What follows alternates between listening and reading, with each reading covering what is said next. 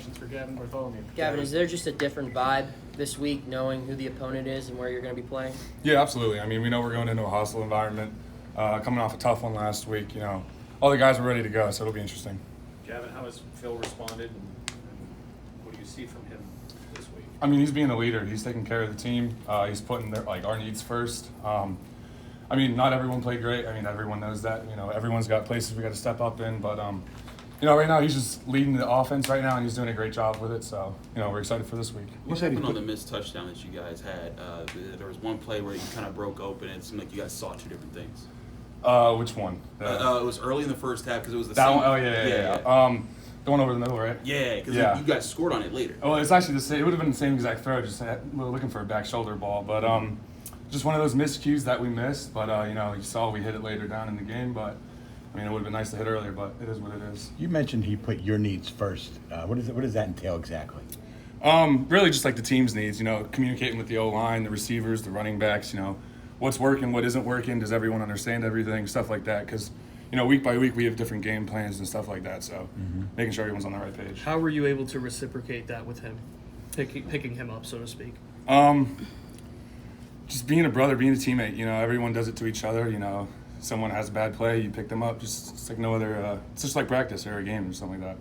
Yeah, what gives you confidence that the offense can kind of pick things up and improve off of what you guys did last week? I mean, I've seen what we've done in camp. You know, we're a tremendous offense, a tremendous team, and I know we can get it done. We just gotta start connecting and hitting those, hitting big plays. Your head coach said on Monday that, you know, having that game kind of showed where some of the issues are, where some of the problems are that you guys need to correct. Has there been that feeling this week of like, oh, that's something we had to work on, that's something we have to improve? Yeah, absolutely. And it's just like a week to week thing. Some things West Virginia does better than Cincinnati, or you know, like vice versa.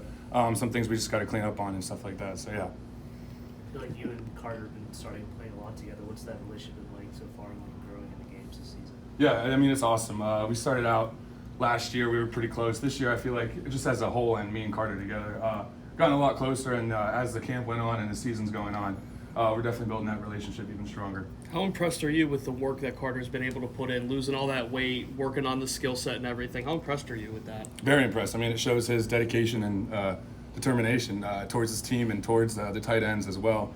So us seeing that, you know, it shows us that he cares and we can count on him to do his job. Well, just because we're talking about him, I'm curious, like, when you first met him, like, did you know his story that he had been a 300 whatever pound D tackle? Like, no, I found that or? out like a couple days after he got, because I asked him, I was like, yeah, like, what's your story? Like, who is this kid? But no, when he told me that, I was like, that's a crazy journey. Good for him, and you know, he's going to do a great job this year. Where are you at as a blocker when you look back and how you, especially in the run game, with what you guys are trying to do on the ground? How do you see yourself right now? Just trying to improve every week. You know, we're trying to get the run game established. We struggled with it last week. You know, that's something we're going to try and get into this week. But, you know, really just doing my job, doing my assignment, trusting my training and my technique as well, and trusting the guy next to me. So, Were you recruited by West Virginia? No, I wasn't recruited really by any Power 5 school except here. So, What does that mean to you going up against another Power 5 school that kind of ignored you when you were in high school? I mean, it's just personal. Every game's personal for me.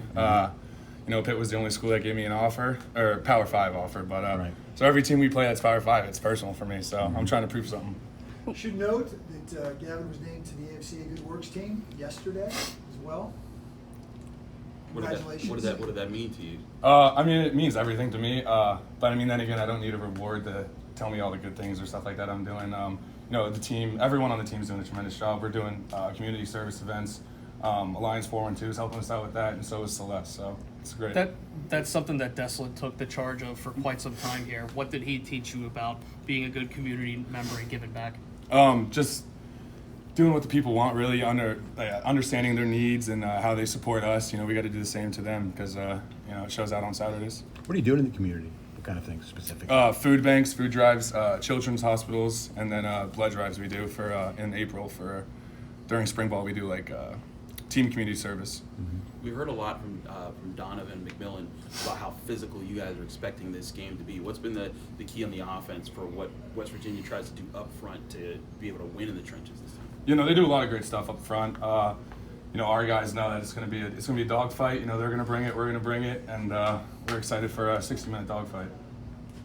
Kevin, do you feel like you have a better understanding of the history of this rivalry now that you're actually a part of it, or you were a part of it last year? Yeah, absolutely. Last year I was a little cloudy on like what it really was, but this year, after playing last year, I really understand and what the true meaning is and like what it means to everyone on the team and as well as the community, because it means a lot to them as well and the alumni. What was it like for you when you walked out on the field on September 1st last year and saw that big of a crowd? That was the biggest crowd I've seen. It was pretty exciting, and just seeing the crowd and like the atmosphere, you knew it was going to be a violent game, and it was, and it's going to be this year. Anything final? Gavin, oh no, go ahead, Jeff. I was just going to ask you about the community again. You guys competed a lot of things in there. Is there that competition too? Like, okay, I'm going to do this, or it just builds on itself as far as doing community work with you guys? Yeah, I mean, we're always trying to get something done, whether it's after class or before class, something like that. The coaches will shoot us a text, hey, can you maybe help out with this? And, everyone's trying to jump in and help that. So it's really whatever comes up, our guys are we're ready to do it, so. Yeah, but I know you guys focus on how to be better every single day and every single week. What does your podcast host have to do to be better?